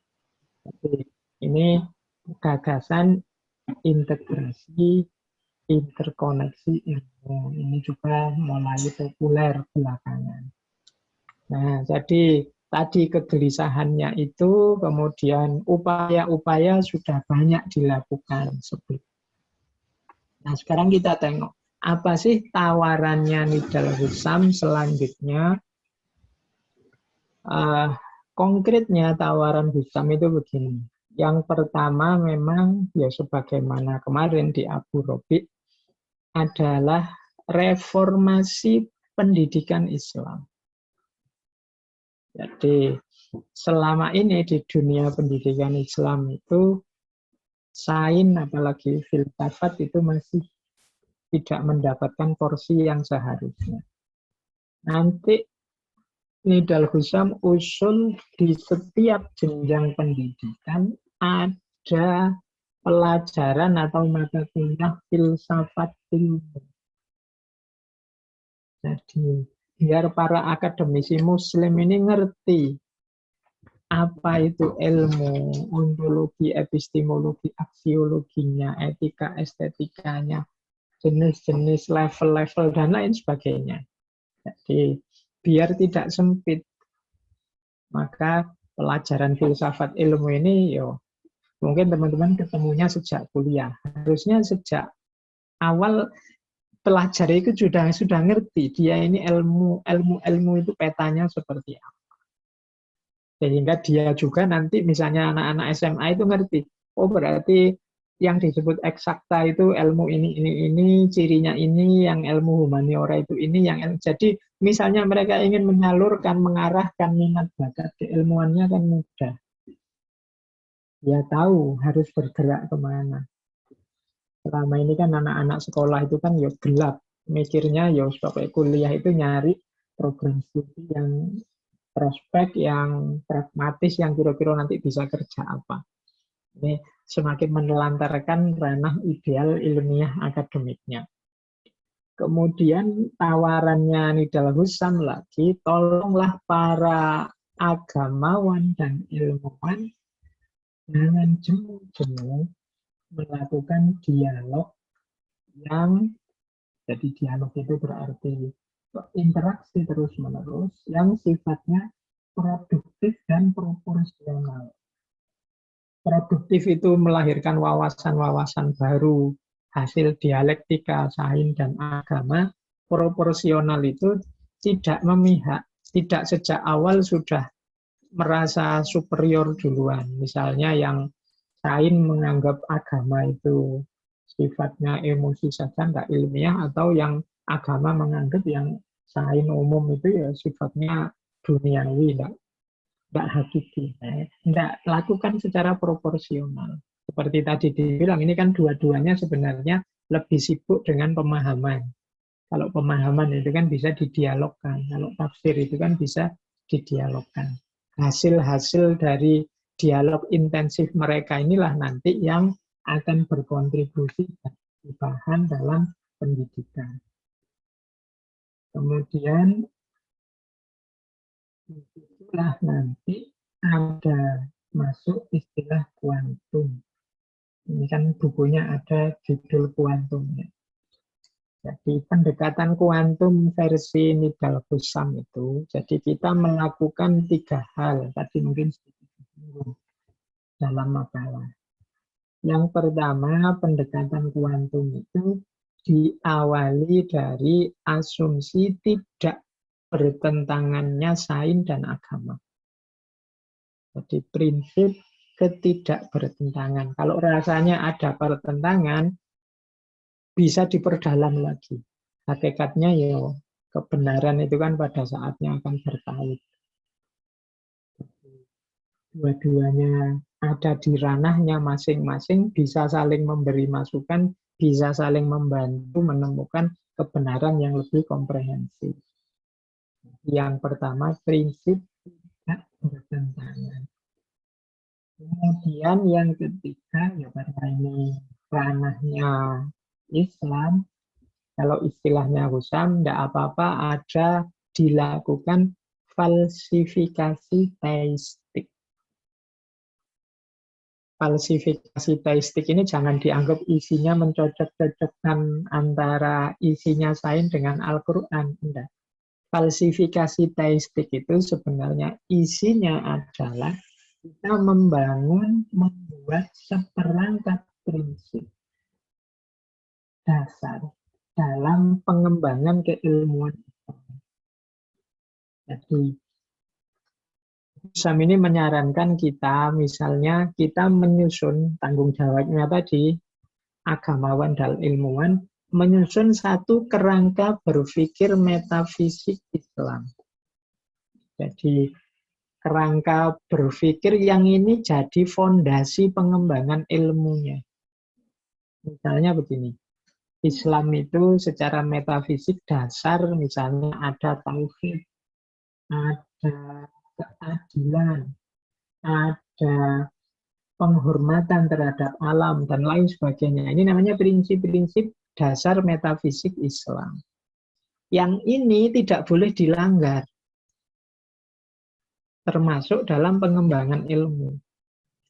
Ini nanti yang disebut falsifikasi teistiknya. Jadi, oke, kalian silahkan kembangkan ilmu seluas mungkin, tapi jangan nabrak prinsip ini. Jangan nabrak prinsip keadilan, jangan nabrak prinsip tauhid, jangan nabrak prinsip misalnya tidak menghargai alam, tidak menghargai manusia misalnya. Ya contohnya misalnya, ya sih kalau dokter itu boleh penelitian pakai tubuhnya manusia, tapi tetap ada prinsip penghargaan. Jangan mentang-mentang dokter boleh neliti terus berhadapan dengan tubuh manusia terus sak penake dhewe diwajib-wajib diusahakan, tidak bisa begitu. Tetap ada prinsip penghormatan. Ini yang jangan ditabrak. Bahwa kalian boleh mengembangkan sosiologi, antropologi, filsafat, macam-macam. Tapi ya karena kita punya agama, ada komitmen tauhid di situ. Ada komitmen keadilan. Mengembangkan ilmu ya, tapi ya harus adil dong, harus etis dong. Jangan misalnya bongkar aibnya orang suka-suka sendiri tanpa izin, jangan misalnya. Ini loh yang disebut prinsip dasar metafisik dalam Islam. Yang dengan fondasi inilah silahkan dikembangkan ilmu pengetahuan sedalam-dalamnya, seluas-luasnya. Jadi ini yang disebut falsifikasi teistiknya.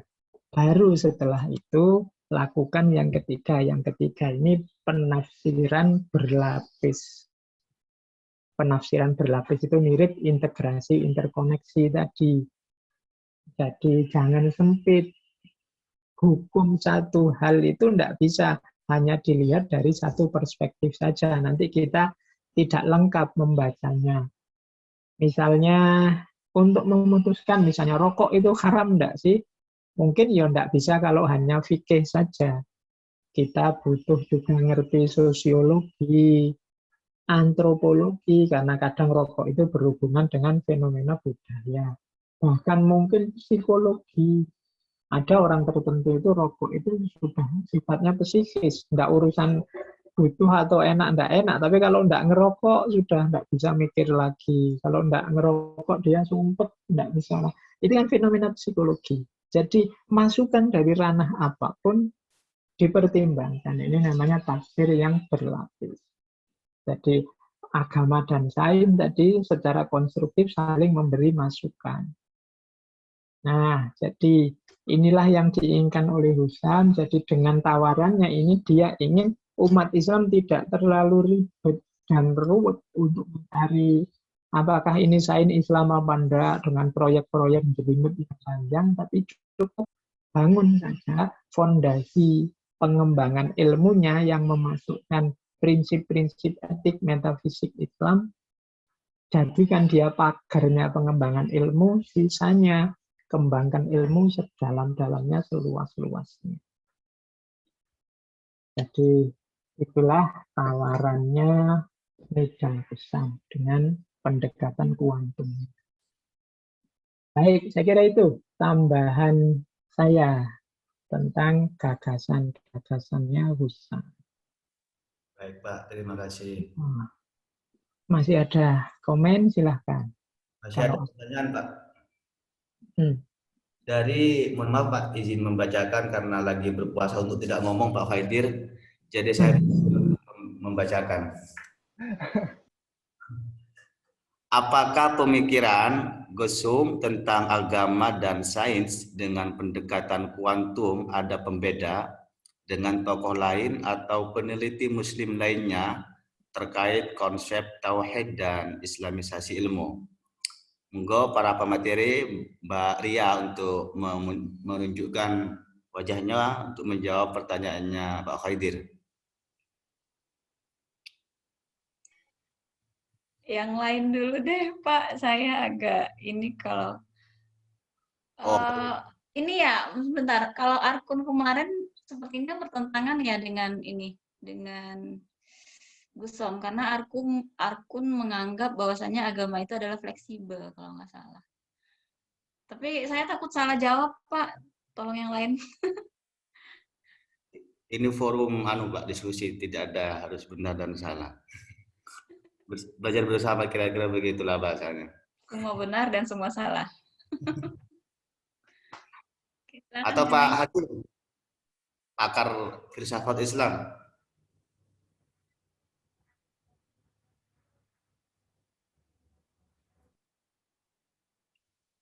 Teman-teman yang lain silakan sebelum ke Pak Faiz nanti yang menempuh. Kurang jelas Pak. Saya Pak Faiz. Mohon izin tanya Pak Faiz. Ya, enggak apa-apa wis kalian ya. Ini Pak Faiz, saya setelah tadi mendengarkan banyak sekali dari pemateri dan penjelasan dari Pak Faiz juga. Saya kebetulan karena saya praktisi gitu Pak di sebuah lembaga keuangan syariah di Jogja, saya kok jadi menyimpulkan seperti ini Pak. Jangan-jangan kemunduran atau bukan kemunduran, kenapa kok ekonomi, ini dalam bidang ekonomi Islam ya Pak, saya tarik ke dalam bidang ekonomi Islam. Jangan-jangan kenapa kok ekonomi Islam itu tidak bisa maju dan berkembang, itu jangan-jangan dibuat oleh orang Islam itu sendiri. Kok saya jadi mempunyai kesimpulan seperti itu. Contoh sederhananya, saya melihat fenomena-fenomena yang ada saat ini Pak Faiz. Jadi ketika ada seorang Muslim yang menemukan sebuah sistem, taruhlah waktu itu pernah ada yang namanya PyTrend misalkan. Itu kebanyakan orang Islam, kebanyakan orang Muslim itu justru tidak melihat itu sebuah sistem yang diciptakan oleh orang Muslim itu sendiri.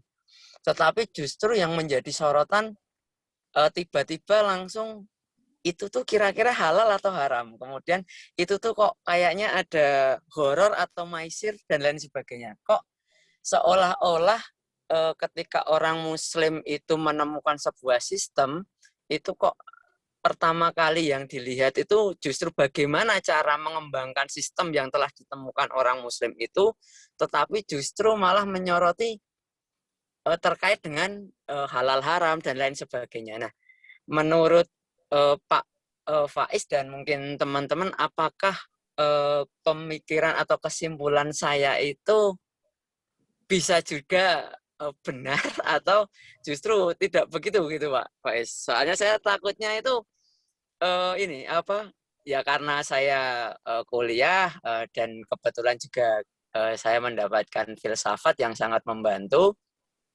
dan saya juga melihat fenomena yang ada dalam dunia praktis ekonomi Islam, kok kebetulan matching seperti itu Pak Faiz. Kok kebetulan matching dengan realita yang ada dan dengan perkuliahan yang ada. Mungkin itu Pak Faiz. Mohon pencerahannya, matur nuwun. Baik, baik.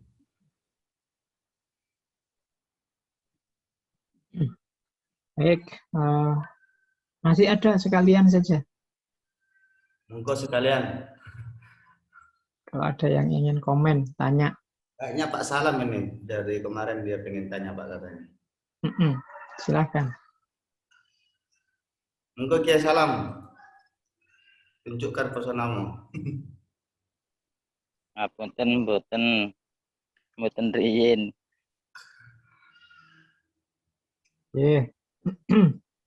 Baik, saya jawab seisanya.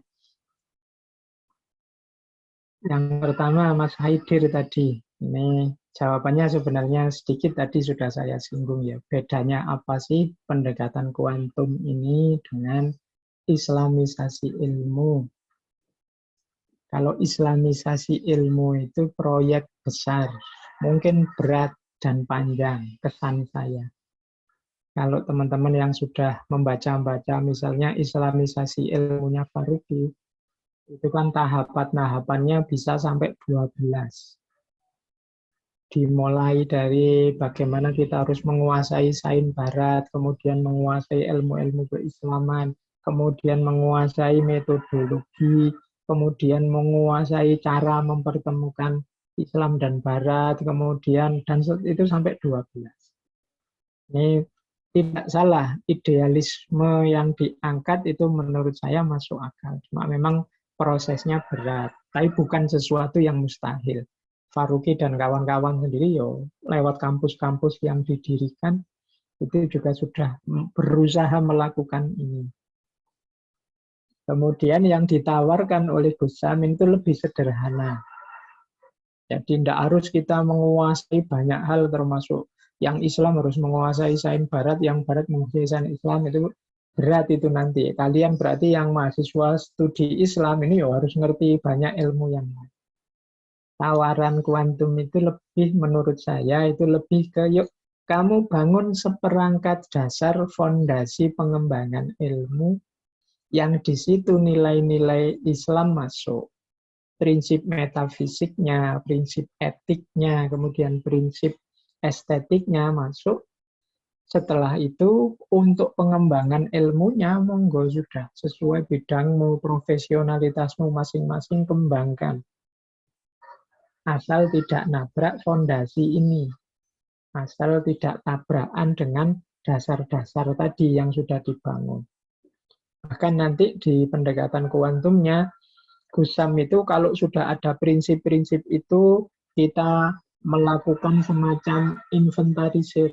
Kita bikin konsep kerangka berpikir.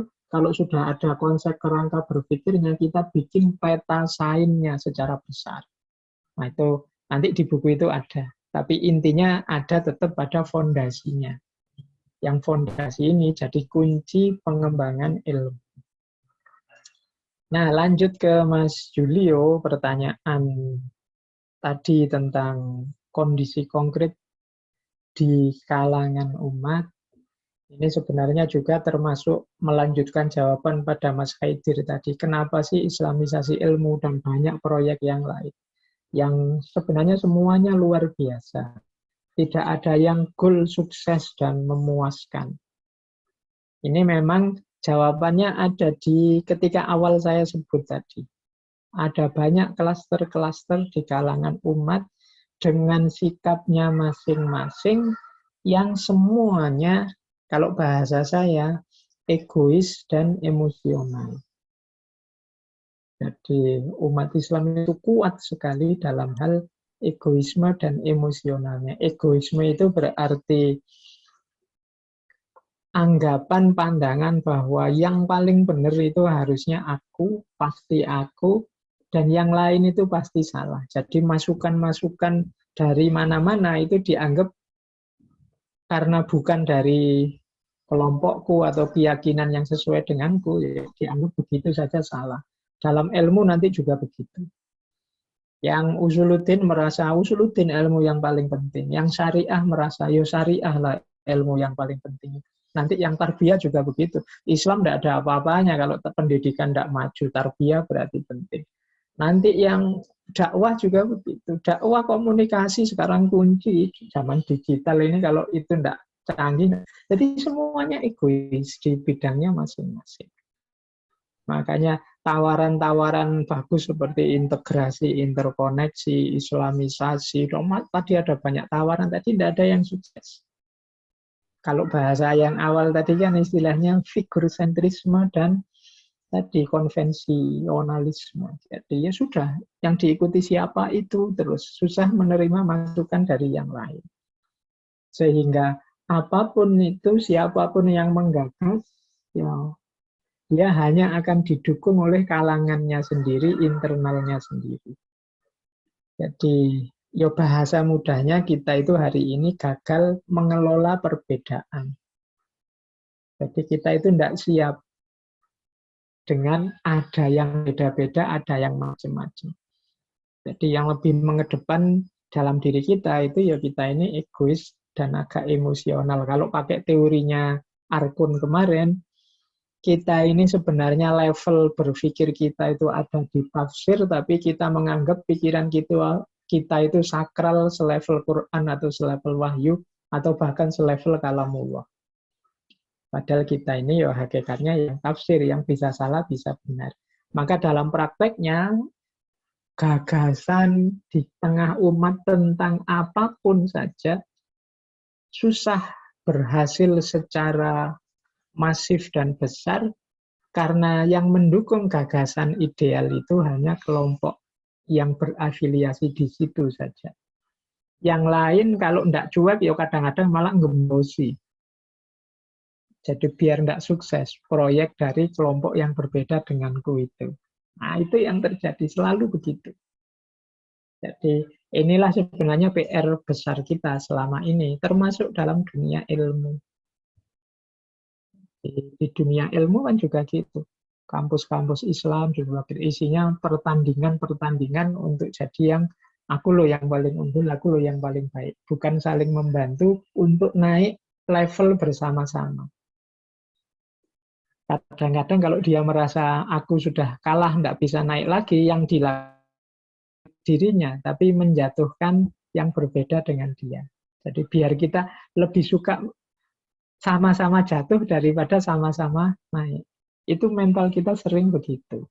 Ini yang diprihatinkan oleh banyak tokoh. Sejak kita membahas kemarin Abu Robi, membahas Arkun, termasuk hari ini, itu kan keprihatinan-keprihatinan awalnya selalu di situ.